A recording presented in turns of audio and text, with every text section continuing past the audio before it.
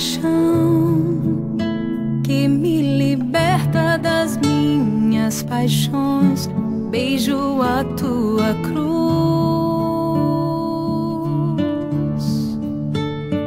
que condena e esmaga o pecado em mim. Beijo teus cravos, tuas mãos, que apagam o castigo do mal. Beijo tua ferida, que curou a ferida do meu coração. Eu te beijo, Senhor, e a tua paixão é o meu tudo.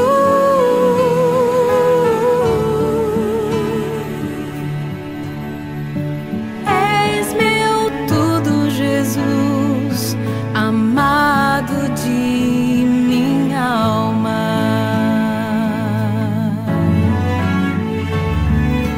Oh, belíssimo esposo, mais belo que todos os homens, santo, santo és tu.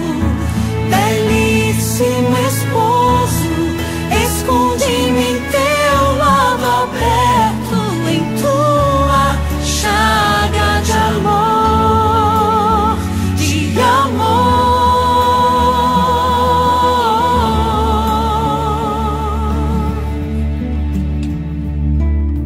Beijo a lança que abriu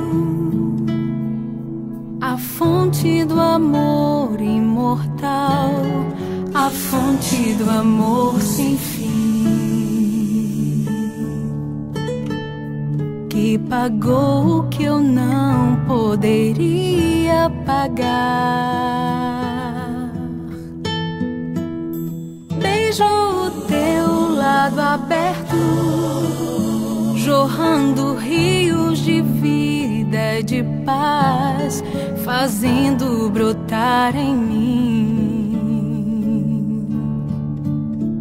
um canto novo